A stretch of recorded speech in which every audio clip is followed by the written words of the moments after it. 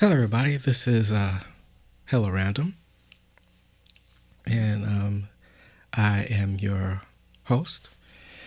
And so, the goal of this channel is to, like I said in episode one, I'm trying out different things too as well. I'm using OBS as an editor, video capture thing. And so I'm going to try some new things, try some things out, and see how they go. And hopefully, everything will be cool, and you guys will understand what I'm trying to do. So, the first video I put out was an explanation of the channel. Hella random means just that. It's going to be just some random videos I'm putting out about different things that are on my mind. And there's really no real category other than me. I'm the category. The reason why I'm doing this is just, like I said in the first video, is because I find myself in a situation where I am at a loss for direction on what to do with my life up to this point. And then I saw a video on breaking points, which I'm going to show here now, that I found out that I wasn't alone. And the video was entitled Men in Crisis, and they went on this really good talk about men like myself that have kind of given up on society, I guess you would say, kind of dropped out of society and really didn't know what to do with it. A lot of times you hear people, especially men, right?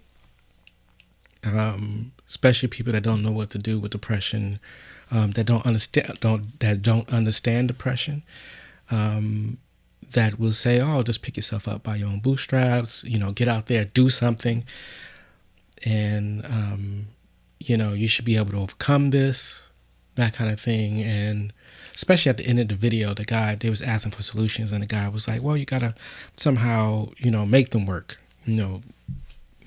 Connect them back with society." And what I come to find out, that people that are deep thinkers, like I'm a poet, and people that are artistic and deep thinkers, and I once heard this one person say the reason why people are depressed is because they are realists. They see the world as it really is, and that's the reason why they kind of giving up hope. You kind of see things. Sometimes you see things askew. That's true as well, where you see things askew. But then there are some that really see that, man, this place is fucked up. This world is fucked up, and I don't think I want to be here anymore. That kind of thing, or I don't want to participate anymore. And it's a motivational thing, right? And when you lose motivation, it's something that not a motivation like, oh, I feel motivated to get up today, that kind of thing. Not that kind of motivation, but it's a deeper, I guess, purpose. When you lose purpose, it's a deeper thing. And so this video is pretty good. And so this is episode 2. My goal is to do 100 episodes, hopefully to reconnect with society in a way, so you guys can see where I'm at. So I'm a Afrofuturist. I see black people in the future in this, and I'm a poet and I'm a post-capitalist. So those are my really 3 categories, which is hope in technology, and seeing my people in the future. You gotta project your people, see yourself, and see your community in the future. And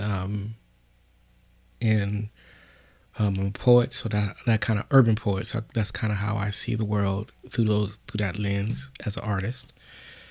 And I'm a post-capitalist. I don't know what's coming next after capitalism. I'm not a socialist. I'm not,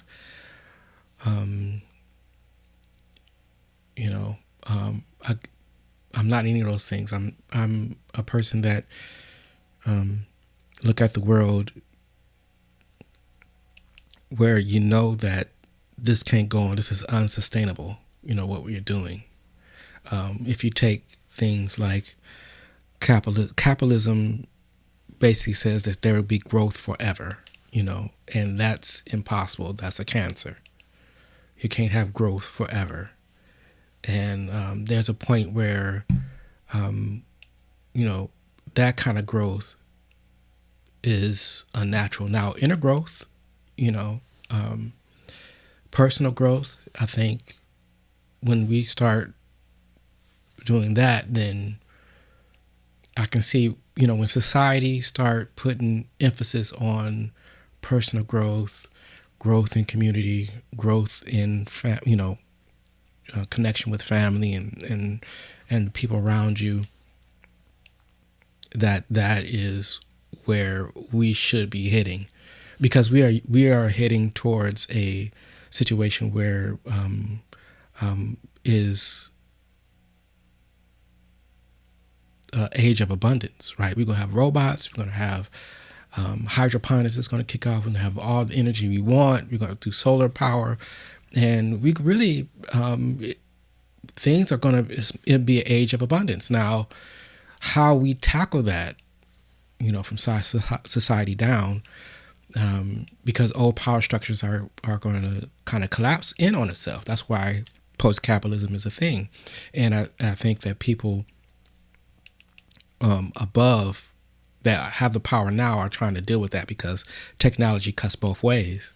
So they really trying to maintain control as well as, put themselves on top of the heap for when everything comes, because technology is a democratizing force, right? Look at the internet, cell phones, all these things that are happening that connect people. And then they create things that keep us apart, like the algorithm and things like that, in order to control us in a way. Propaganda is even worse than it ever has been. I mean, they in your head, that kind of thing. So, in the coming times that are coming, it can go, and I don't see it's going in the wrong direction in my opinion. I don't know what the words fascism mean or anything like that. I don't see that. I just see it in terms of power and control, right? People want to maintain, everybody wants to rule the world, right?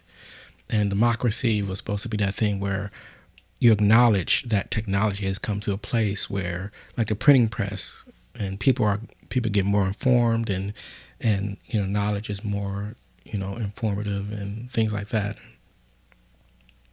So let's get to the video, and so I'm not really harping on things.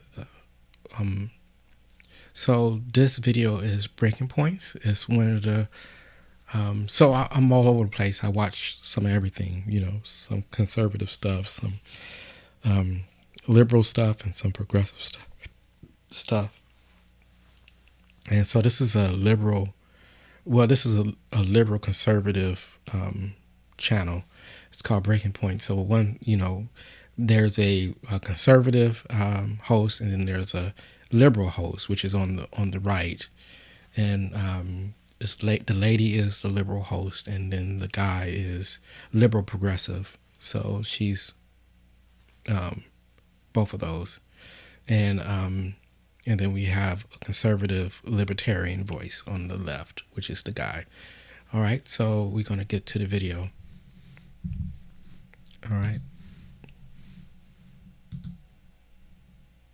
Joining us now is author Nicholas Eberstadt. He's the author of a fantastic book, Men Without Work. Let's go ahead and put it up there on the screen, which actually has a new introduction, which is part of the reason that we all wanted to talk. Men Without Work, which demonstrates a crisis of male wages, of unemployment, talks about some of the reasons. So just for context, Nick, we actually recently had Richard Reeves on to discuss his book of Boys and Men, and we got a tremendous response from our audience, and it's something we want to tug on a little bit more. I was familiar with your work now for quite some time, so just describe maybe the original thesis of the book and then why it becomes even more relevant in the aftershock of the COVID lockdowns and the economy that we're all living in 2022. Sure. Well, it's a problem that's been hiding in plain sight for almost 2 generations. We've been seeing this previously invisible crisis of the collapse of work for men, mainly driven by an exit from the workforce of prime age men, of 25 to 54-year-olds, let's say. It's been almost a straight line up from 65 to the present. I put out the first edition of this book in 2016, and the unnerving, eerie thing is the line I calculated for the exit from the workforce, which is almost straight, has just continued right on from 2016 to the present. So we've got more than 7 million prime age guys neither working nor looking for work. For every guy who's unemployed, there are over 4 who are neither working nor looking for work today. And that is why male work rates are now kind of at about 1937 levels. We have a depression scale problem of work for men on our hands right now. And that's obviously not the only thing going wrong in our workforce right now. So do we know what those men are doing instead of working in regular jobs? And also, I was curious, in the statistics, do things like, driving for Uber or these sort of like gig economy type of work, is that included in the statistics of men who are working? That's supposed to be included, Crystal. I mean, in principle, in practice, some of it may be missed. In practice, some moonlighting may be missed. But the scale of the problem, I think, is basically pretty for real. I think the scale of the problem isn't artificial. And so do we have a sense of like what they're doing with their days instead of work? So about a tenth, maybe a little more than a tenth of these guys who are not in the workforce are really full-time students. The way they behave, the way they act is more or less like people who are employed, not surprisingly, because they're expecting to get back into the workforce. For the overwhelming majority, though, the people who are neither employed nor in education and training, you've got a really dispiriting picture that is being painted by them, by their self-reported answers to surveys about how they spend their time. They basically say that they don't do civil society, that they don't do worship or charity or volunteering. They say that they do remarkably little help around the house, either with people at home or. So, yeah, that's,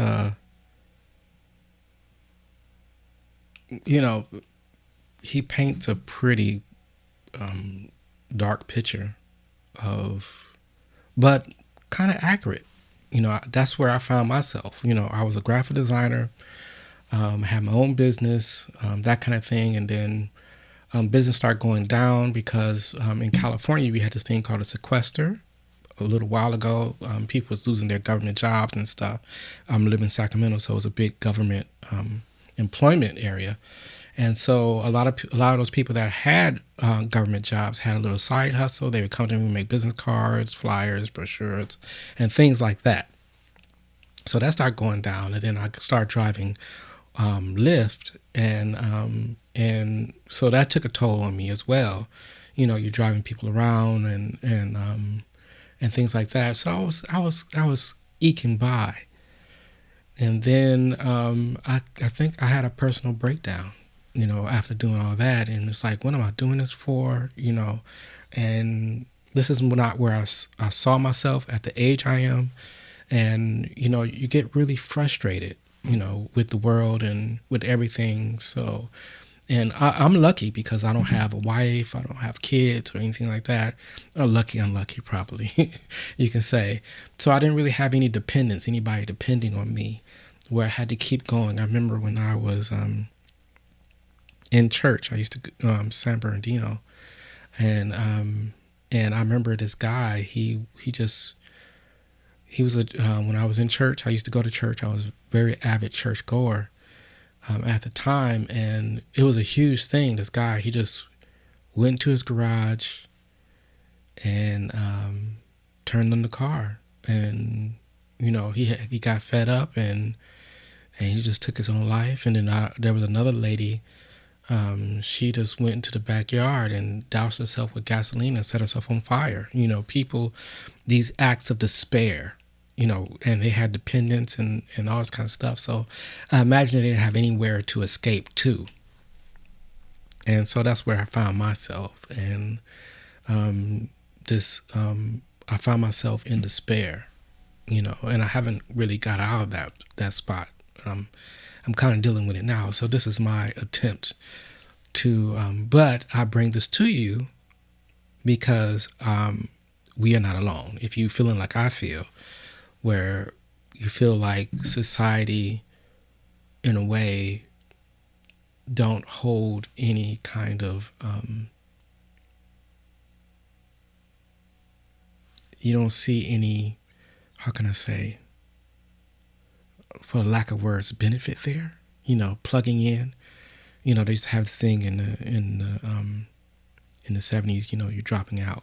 Dropping out of society, and so I kind of feel that way, where I don't want to do political things and things like that. I'm not a part of that right now. I'm getting back into that. I'm looking at things. So hopefully I'll bring some things up now, here, part of my 100 episodes that I'm going to do of trying to reconnect. So hopefully that kind of thing will happen. So let's listen to some more, but the end part is kind of weird. Or with housework, what they report doing most is watching. We can't tell from the surveys what they're watching. We can't tell what type of devices or what the content is. But like 2,000 hours a year, as if it were a full-time job. And before the pandemic, they also reported, almost half of these men reported that they were taking pain medication every day, some type of pain medication. So we've got a kind of a tableau suggesting that people are kind of prepping for deaths of despair in too many cases. And so what are the downstream social effects of this? Like, why should people care, in essence? What socialized costs are all of us incurring as a result of this crisis? I've thought about that a lot, Cigar, and as far as I can tell, there's absolutely nothing good that comes out of this. It leads to this huge gap in our workforce, means slower economic growth.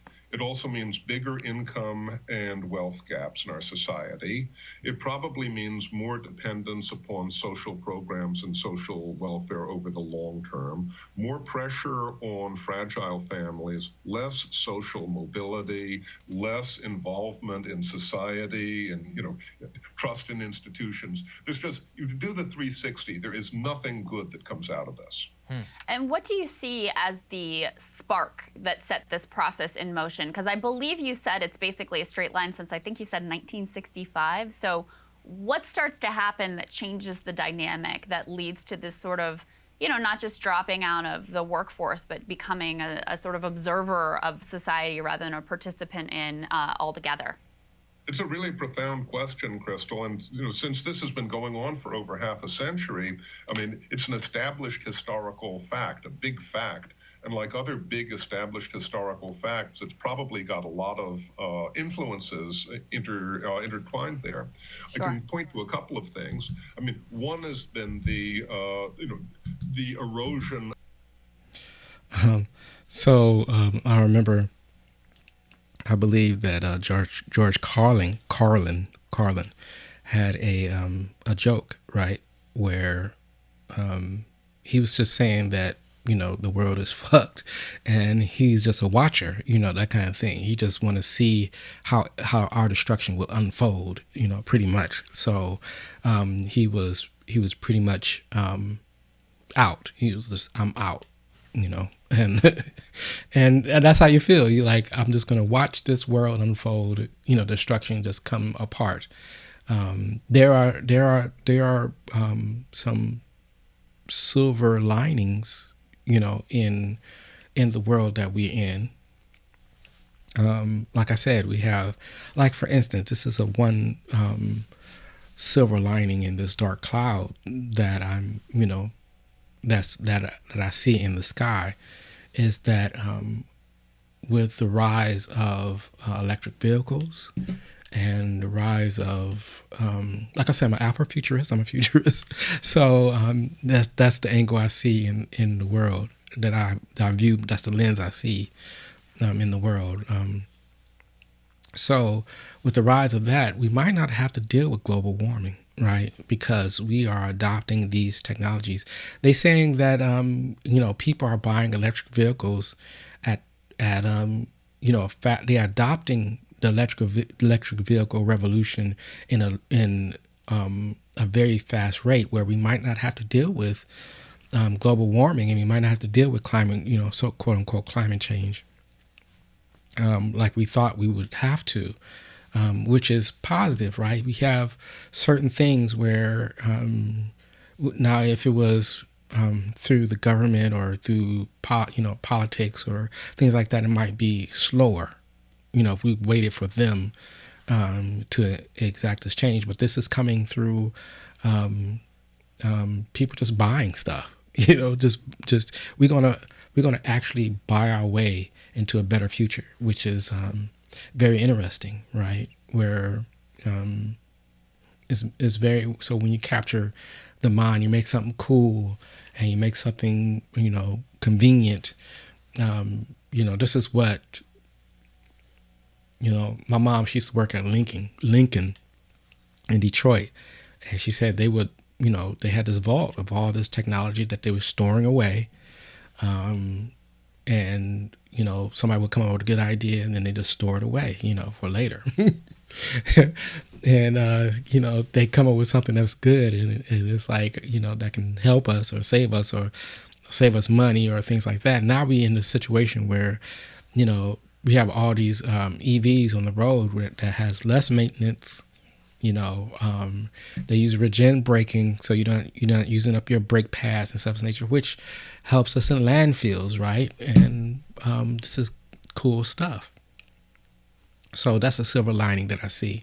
And you have solar energy, where we can cut down on coal and things like that, and wind and geothermal and stuff of that nature. So which is hopeful. Of the previous family order in the United States, because the men who are never married or don't have kids at home are way less likely to be involved in the workforce too. Another is the expansion of social welfare benefits. Our system is very stingy. I've been told by anybody I talk to in Europe or other, affluent societies in the world. But there can still be perverse disincentives, especially in our disability archipelago of programs, to infantilize people who shouldn't be affected that way.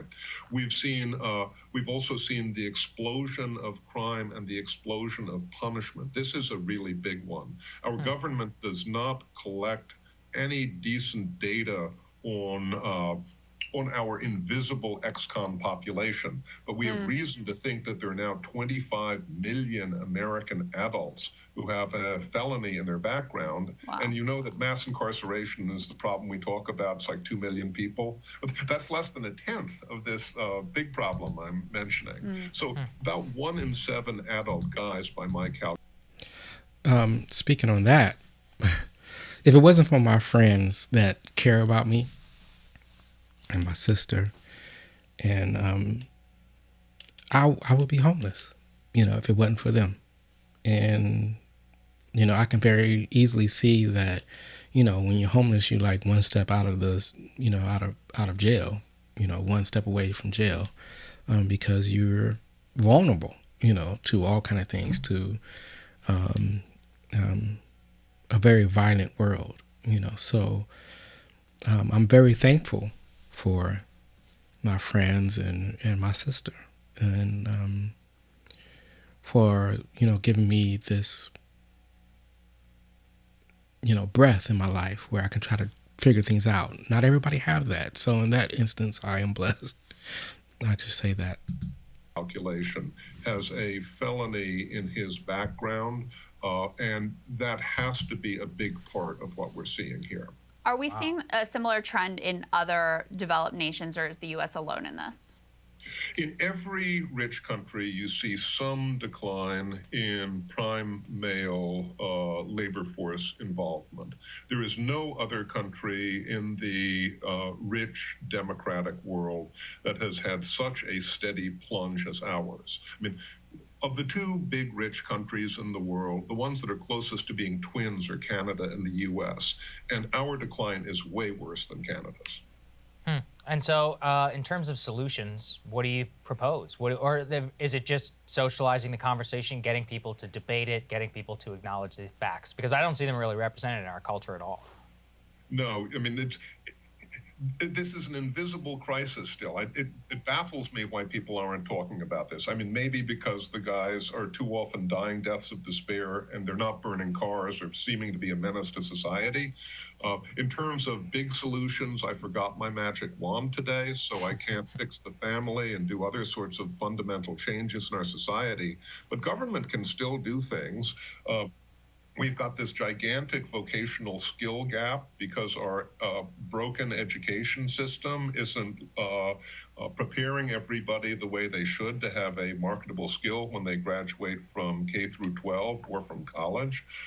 We need, I think, to have a work-first principle in our social welfare programs. That might turn out to be more expensive, but even if it were more expensive, I think the consequences would be better for our society. And we should be shining a spotlight on our invisible ex-con population.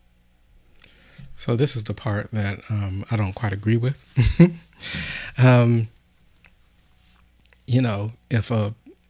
If the issue is that, if you are in the area of despair, or you kind of giving up on the world and work and all this kind of stuff, church, and you just kind of give up, like, I'm out. Work is not the answer. Doing all these, vocational things and stuff like that. You must first somehow convince these people, or convince us that there is benefit with reconnecting with the world. Benefits in some kind of way.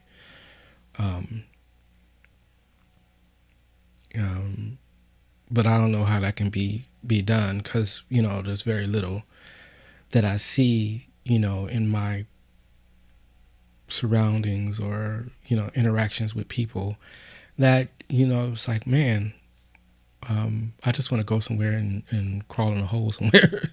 Whenever you have to deal with anything or fill out paperwork, because there's so much paperwork. Just being alive, right, costs money. Just being alive is reams of paper. You got to get,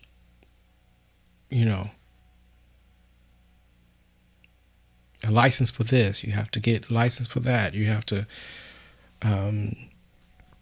do all this stuff in order just to get day by day, right? You have so much stuff that you have to do.